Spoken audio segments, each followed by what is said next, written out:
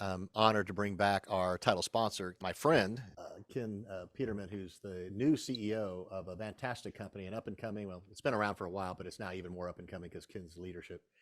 And we wanted to talk a little bit about space, about the satellite, the commercial satellite industry. So have him share some of his experiences with us. And so, Ken, thanks again for sponsoring this event. Without it, this wouldn't have happened without you. I want to say thank you for that.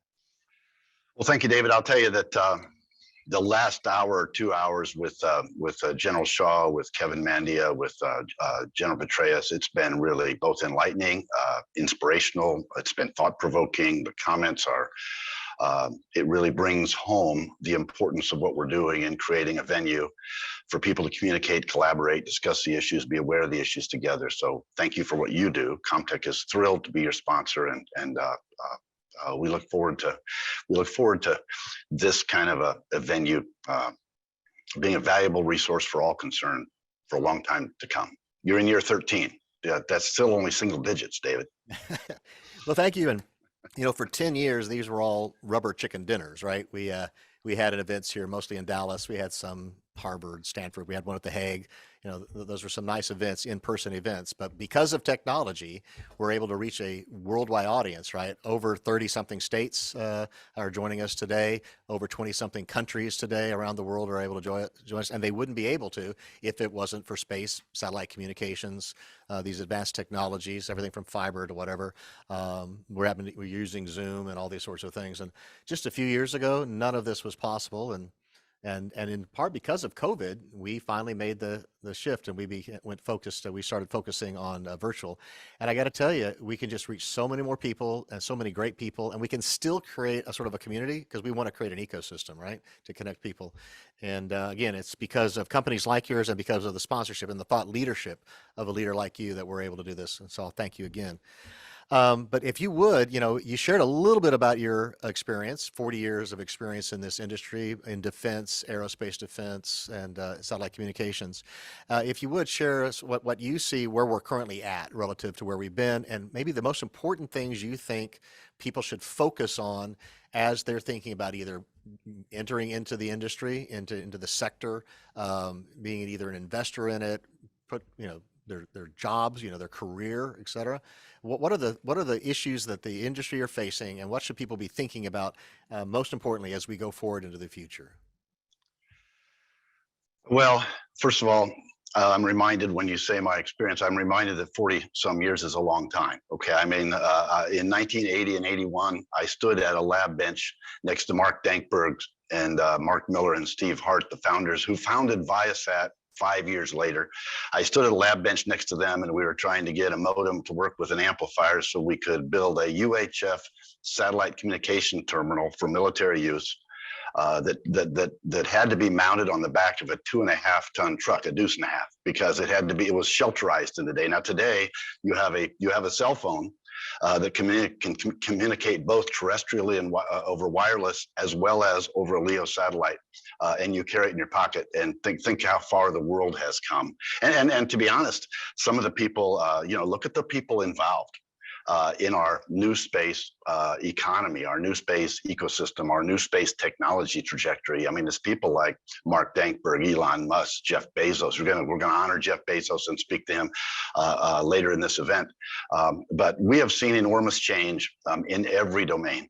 We've seen providers move from being boxes or equipment providers up to systems and even services. I mentioned a couple of companies that have moved from being box providers to providing the entirety of the ecosystem to provide global satellite internet connectivity.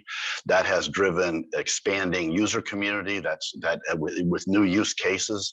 The expanding market has enabled private sector investment because this, of course, the military invented satellite communications, but once the private sector got involved, saw the enormous market potential and the enormous revenue opportunities by connecting the unconnected. The private sector brought rapid and agile technology investment. That resulted in rapid innovation. We were able to address new and evolving use cases and expanded markets, and we also began to see threats. And so we began to address the evolving threat vectors. Importantly, this market has employed the use of data processing and data analytics to leverage real-time data collection and data analytics on their subscriber user communities. They are able to identify patterns of life in terms of their satellite capacity usage. They're able to address and then use machine learning and AI to proactively enable the satellite services at the right point in time that the user subscriber community needs them. So we've seen that. We've seen changes in the architecture. I mean, originally the military satellite communications capabilities were designed very much like satellite or broadcast TV.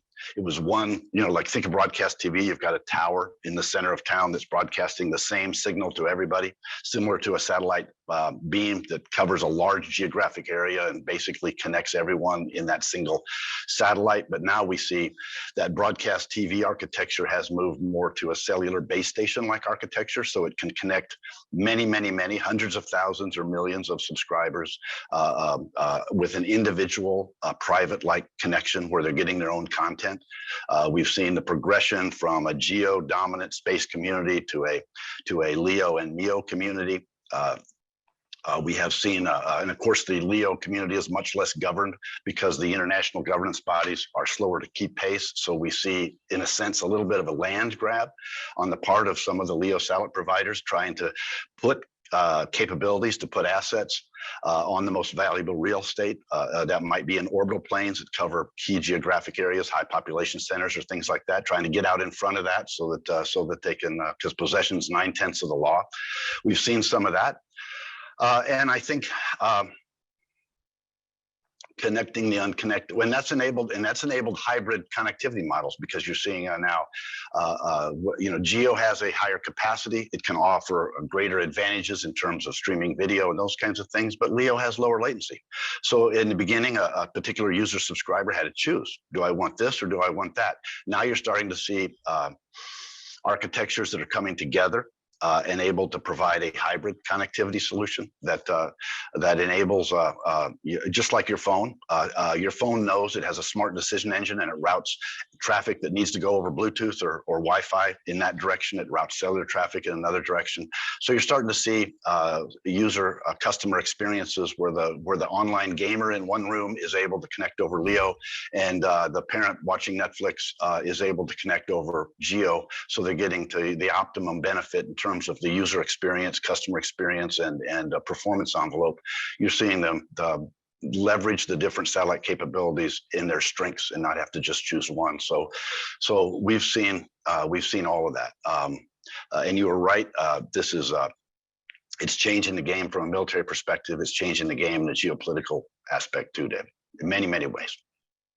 Yeah, amazing. It's I don't think everyone has the experience to the mental history to recall how far we've come and all the different things that have evolved.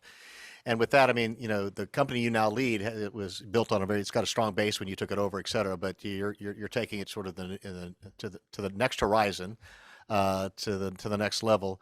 So if you would, I'm not sure everyone knows about Comtech. I'm not sure they know exactly what you do, maybe what markets you serve, what needs what solutions you provide.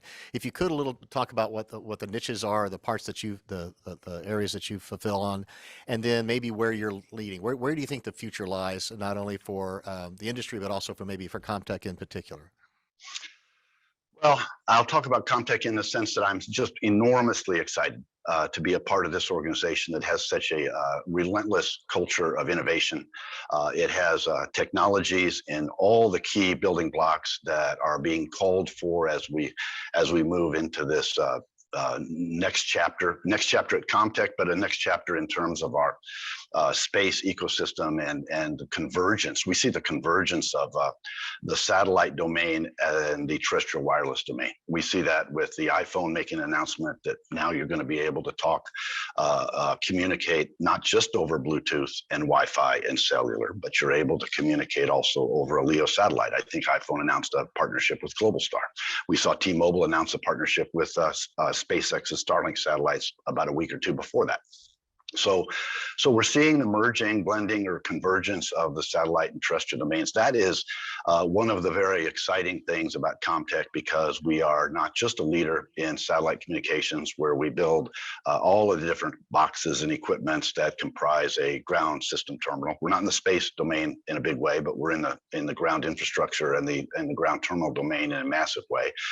But then we have another part of our business. About 45% of our business is terrestrial and wireless. About 60% of the wireless 911 calls made in the United States operate over the Comtech network. We do the call handling, we do the call servicing, we route it to a public service answering point, a PSAP, and we outfit the PSAP with all the technology required. It's like an operations center. So a 911 operator is looking at multiple computer screens, and they see the location of the call to within a few meters. They see the location of first responders. They can apply the right resource to the right problem, and they can do it in an expedited way that saves a life or otherwise addresses a really critical situation.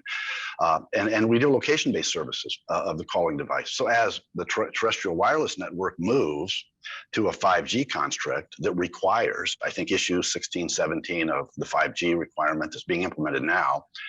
It requires location-based services to within a meter, and in fact, moving by 2024 to a sub-meter location accuracies. You see the requiring the servicing of device densities to over 1 million devices within a square kilometer.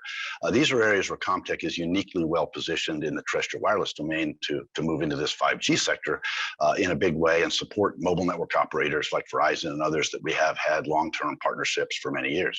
So as the satellite and terrestrial wireless domains converge, and they used to be, it used to be different devices, it used to be different frequency bands, it used to be different companies that serve those markets, different use cases. Now we're seeing the merging of that, and I think that is a really significant. So the first thing we're doing at Comtech is we're assimilating our various businesses together into two segments. One is satellite communications, space and satellite. The other is terrestrial and wireless. That enables us to manage the business the way we go to market, and enable us to penetrate market adjacencies on a global scale and do that really effectively. So first, we're going to do some assimilation beyond common tools, processes, and platforms. All of our businesses operating holistically on the same enterprise platforms, and then we'll leverage the enterprise value to move up the stack, move up the food chain, like other companies have done before us, and go from equipment to subsystems to systems and potentially to services, and be a services provider across both domains, satellite and terrestrial. We are the people at Comtech are remarkable. I am finding they are enthusiastic about this new chapter that we're opening, enthusiastic about the market opportunities that they see, and frankly, surprisingly fluent in the future in terms of the ability to see where the technology is going, where the customer use cases and customer needs are going, and to see that on a global scale. And I think also many, I sense, are really passionate about the mission we're on to leverage technology across diverse user communities in order to improve collaboration, unleash innovation on a global scale, and connect people so that we can set ideas free. I think this is really, all of us in the communications business, I think, you alluded to this before, and we should talk a minute about it, but connecting the unconnected globally is driving geopolitical change. Okay, when we democratize the opportunity or the access to information, to education, to the economy, okay, when we democratize that, we drive geopolitical change that makes the world a better place. Okay, and I think in some cases it tends to threaten regimes that are oppressive to people. It tends to threaten to change in a positive way certain demographics, genders, or other groups that are disadvantaged in certain geographies and things like that. And I think connecting the unconnected makes the world a better place, and that's a very exciting thing for us at Comtech. I'm really excited to be leading the organization. I'm really excited to be part of it, and couldn't be more excited, energized in a big way. Yeah, I can tell. I've known you for a while, and I can tell when you're amped up and raring to go. And this is great. So I want to touch on something you brought up, which is this democratization notion. Not just Starlink, right, but all of these other companies, the entire industry, the satellite communications world, the high tech world, has sort of rallied around democratization, whether it's helping the Ukrainians or others, et cetera, right? So, I've just really been impressed how people have stepped up and business leaders have stepped up to try to, make like you said, make the world a better place. I imagine your company, you mentioned you're great people. I imagine you're looking for more great people. You're looking for people with particular skills, certain capabilities, and particular attitudes, people who want to help build the future. So if you could, you might talk a little bit about people that you're looking for, that maybe the opportunities with your company and maybe in the industry in general. Well, we're always, we're seeking to attract the best and the brightest to Comtech because that's what we need. The challenges that we're confronting are significant. They're global in nature. So we're always looking to augment our workforce with what I'll say the best and the brightest in almost any discipline. This is so this is an opportunity for people within Comtech. It's also an opportunity for those that might want to come to Comtech. But I think there's also opportunities here because I'm coming off of General Shaw's conversation. There's an opportunity for the military to leverage this significant commercial presence in space in really new and innovative ways because I go back to where satellites were invented by the military and the military operated these assets. So adversaries learned to target these assets in a variety of different ways to disrupt command, control, communications of U.S. forces. And today, you have significant commercial investment in the private sector to bring satellite capabilities to space in a rapid way using agile development models and a significant private sector funding. This is an enormous opportunity, and I think both several have talked to it previously in this venue, but it enables DoD to move from a dominant or a only user of a military satellite network to really a fractional user on a private sector network, a private sector network that serves 1 million subscribers or 10 million subscribers. DoD, I think DoD's Army only has 17,000 or 25,000 satellite terminals. So they become a fractional user on a commercial network. And if they can, in fact, develop the capability, and I think this is consistent with the Space Enterprise Vision that was recently released. It's consistent with the Mitchell Institute, which was a policy paper released earlier this year that talked about satellite communications being the backbone of the Joint All-Domain Command and Control, JADC2.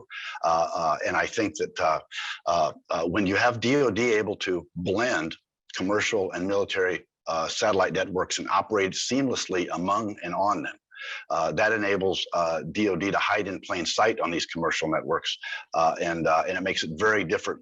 It makes it very difficult for an adversary's decision calculus that used to be simply, do I want to kinetically strike a military satellite, or do I want to strike it with some type of gray zone jamming, cyber, or other technique? Now you have to spread that threat calculus, that decision calculus across a much broader set of ecosystems. And in addition to that, you have to deal with the potential public reaction because if you don't know that the DoD is actually operating on Starlink or actually operating on somebody else's network, but they might be, okay, then but we know that the economy of multiple countries, we know that education systems and others are using those commercial satellites to conduct global business and global economics and those kinds of things. Does an adversary disrupt a commercial satellite ecosystem because the U.S. might be using it in a tactical or other application? I think that's a difficult thing. Now, gray zone threats there's plausible deniability to a kind of a cyber attack or those kinds of things, but it still disrupts. There's a a lot of collateral impact. So I think that it changes the way you think about these things. But I think it offers enormous opportunity for DoD. Well, Ken, I want to thank you for this entire conversation and all the other ones. I want to thank you in particular for your thought leadership. You are dedicated to thought leadership. That's why you're sponsoring this. That's why you do what you do. Clearly, you think deeply about these things. You're clearly well read. I appreciate that. I wish we had more leaders in America that were like you, et cetera. And I want to thank you again for your support of our forum, the ecosystem that we're trying to build. And I would encourage people who don't know about Comtech to check out your company, either as a client or as a wonderful place to go to work. If I was a young man, I'd want to work with you, sir. Well, thank you, David. And I'll tell you that thank you for advancing thought leadership, creating a venue like this where many voices, diverse voices can be heard and the information can be fused together and processed, and we can find better ways to serve our warfighters and address our national agendas. What you're doing is fantastic. And frankly, the more we elevate thought leadership, the better positioned Comtech is, because I think that our technologies and our business models and our people will thrive in an environment that has deeper thought and advancing trajectories. The more rapidly they advance, the more advantaged I think we are. So thank you for giving us the opportunity. Well, thank you, sir. Well said, and you have a great day, and we'll be seeing you again soon. All Look right. forward to Thank seeing you, you later David. in the day.